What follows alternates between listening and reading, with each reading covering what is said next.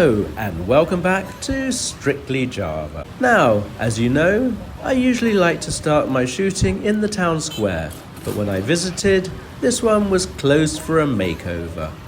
And can I apologise in advance because of the number of voiceovers in today's vlog. Now, when most people think of this town, they probably think of a hot industrial city with lots of factories. But I want to show there's a different side to this town. From the oldest temple in Java to the birth of the Indonesian nation. And you may also be surprised to find out it's the home to Lacrosse in Indonesia. Welcome to Karawang.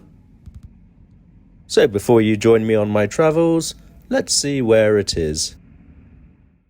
Karawang is in West Java, just over 50 kilometres to the east of Jakarta.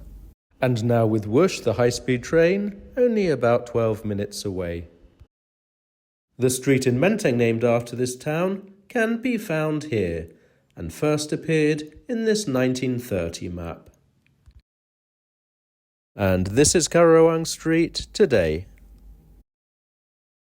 The street itself now consists of large new houses, the original houses having been replaced. At one end of the street, you will find it incorrectly spelt, but never mind. And in the middle, you will find a pleasant little park. Now let's go back to Karawang, and without the town square to see, I was pleased to see there was the History of Sundaland Museum to visit, the Sunda being the people of West Java. According to Google Maps, I'm in the right place, but there is no museum, just a restaurant. I try calling, but no one picks up, all very unfortunate. So instead, time to go and visit the Chinese temple. After walking around in the bright sunshine, it's time to take cover in a mall. And who would have guessed they still have dinosaurs in Karawang?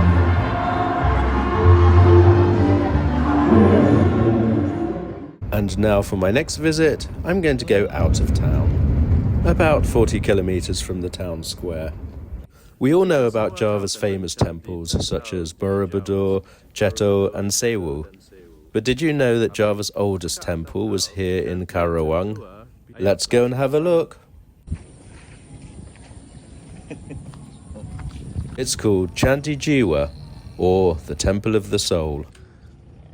Here we're in the temple complex at Batu Raja, which covers an area of about 40 hectares.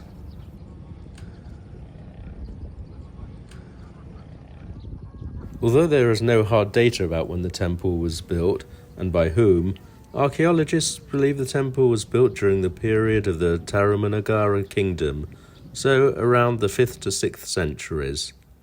Around 30 temples have been discovered so far, and there's a strong possibility that there are others waiting to be found.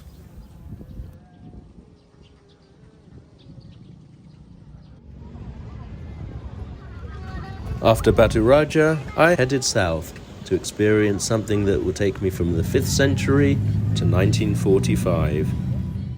Now I'm at the monument to the Declaration of Independence.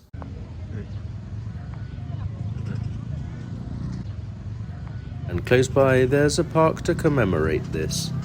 It's locked. What was the date of independence? 17 Agustus 1945. Thank you. There's a story attached to this park, and we'll come back here later.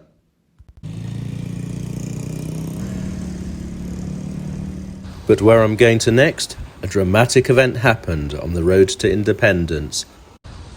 And behind me, the house in question. Because it was to this house in Rengas Dengklok that Soekarno, his wife Fatmawati and baby son Guntur, along with Muhammad Hatta, were brought after being kidnapped by pro-independence youth activists, including Sukarni and Muwadi.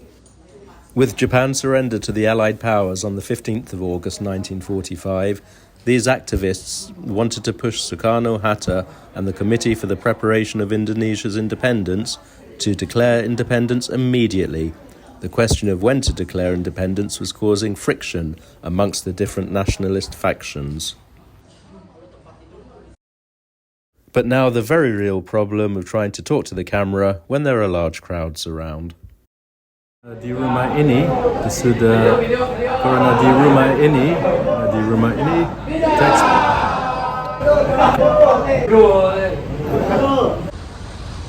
Having admitted defeat, I spoke instead to members of the family that have owned this house since before independence to get their version of what happened on the 16th of August. But there's too much to translate, so I will leave it to you to read up about or come and visit for yourself. Once the path to the Declaration of Independence had been agreed, Soekarno and Hatta returned to Jakarta. And for the trivia freaks amongst you out there who want to know what car they travelled in, it was a Skoda that had been imported from Czechoslovakia. The next day, the 17th of August 1945, Soekarno and Hatta went to the house of the Japanese military commander, Rear Admiral Tadashi Maeda, to formulate the independence text. This house in Menteng, completed in 1932, had originally been built for the British Consul General.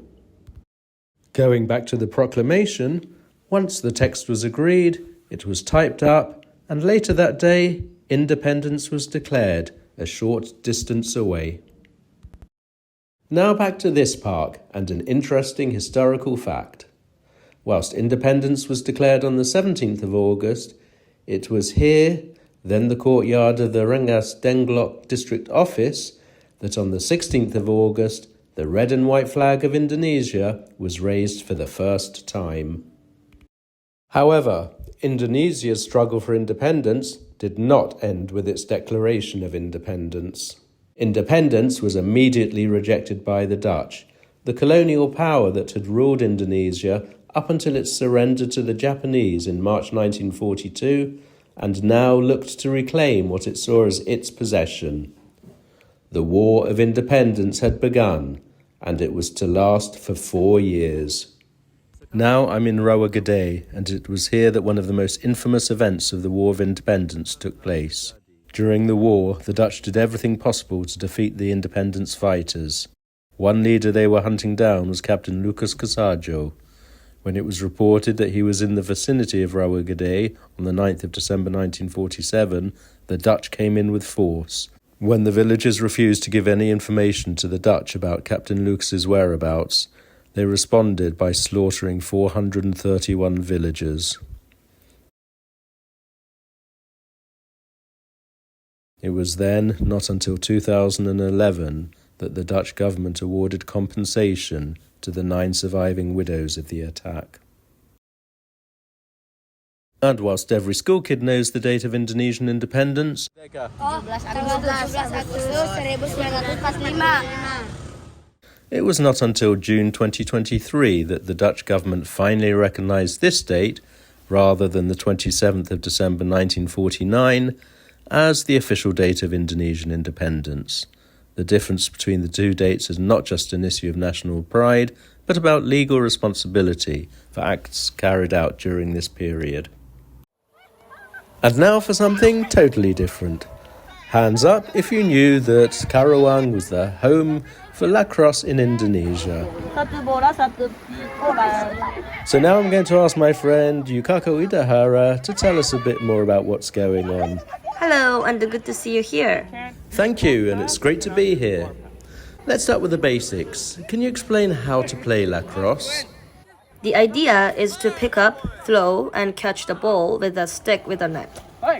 Each team has 10 people, including a goalkeeper. Each time a team scores a goal, they got 1 point. Players are divided into attack, midfield, and defense.